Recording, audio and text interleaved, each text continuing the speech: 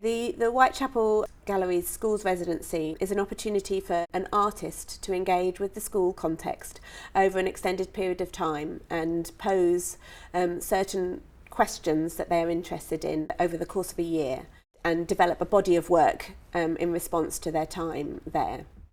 I was interested in working in a school in this particular way because what the residency offers is a collaboration with a teacher within the school, and that I found a really interesting proposition. Lucy works very much with everyday scenarios. She spends a lot of time closely observing situations and finding the place that she wants to intervene. She has a strong background in choreography and dance and performance, which was very interesting to us in developing and finding new modes of participation with young people. It's also very important for teachers. We kind of see it as a professional development opportunity for teachers to have an extended relationship with an artist for a year, to engage themselves in practice for a year, have conversations and go through the process of developing a piece of work with an artist, and hopefully that will reinvigorate the practice of a teacher.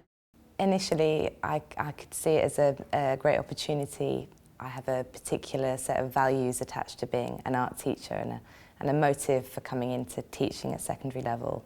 And one of those was that as myself as an artist, I wanted to bring my practice into the classroom, and I see a lot of benefits to having another artist also come in. I think as many opportunities as the students can have to meet and work with kind of real artists from the kind of outside world or the real world that we're trying to prepare them for, then the better for them, really. It's also an opportunity for students to learn about the way artists function in society, to see the development of a piece of work from its research phase to its realisation and its showing in the gallery, and for them to really collaborate on that. It's a series of images which we called My Body Folded Like a Map, and the images are of each individual's eyes within the group. And this kind of came out from a couple of different directions. One of them was this kind of mapping that we were doing with thinking about ourselves in relation to the neighbourhood. And then I was away working on another job for a week, and Ellie had the idea of introducing them to the artist, JR. We started to look at an artist called JR, and he used people as sort of base theme, and he'd take photos of people and post them up on buildings and billboards and stuff like that.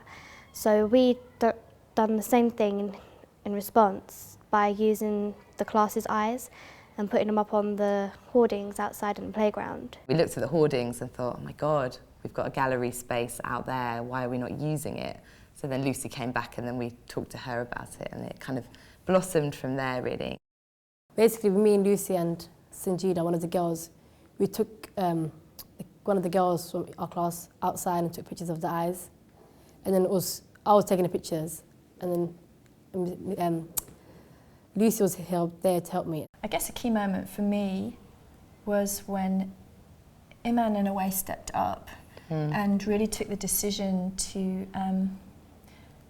work with me and feel like she had the confidence in terms of the rest of the group to kind of encourage them, which was really great to see, really, really great to see. Some of the works that we done here was alright, but it was a bit challenging, and that's what we like, because we like challenging work so that we can learn more out of it, and like even if we do mistakes and stuff, then we can learn from our mistakes.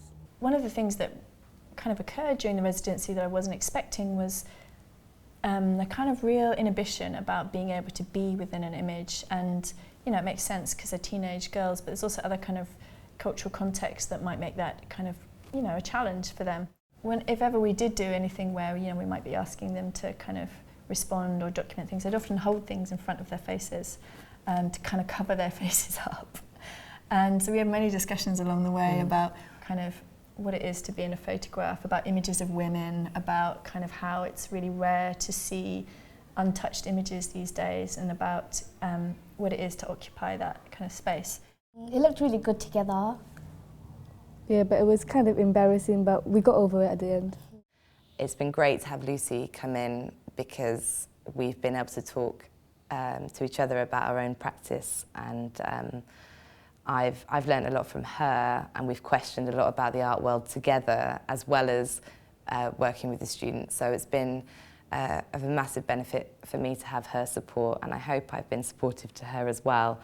I suppose that we've both helped each other to negotiate the situation, so that collaboration has been amazing. First was outside and now it's in a gallery, like a big step. And it's suddenly like really scary. I don't know, I can't imagine it. Loads of people were looking at them, asking questions, wondering who done it, why they done it. And it kind of made like everyone feel really special about it. For me as an artist, it's really special to be given the privilege of working with a group of young women at this stage in their lives.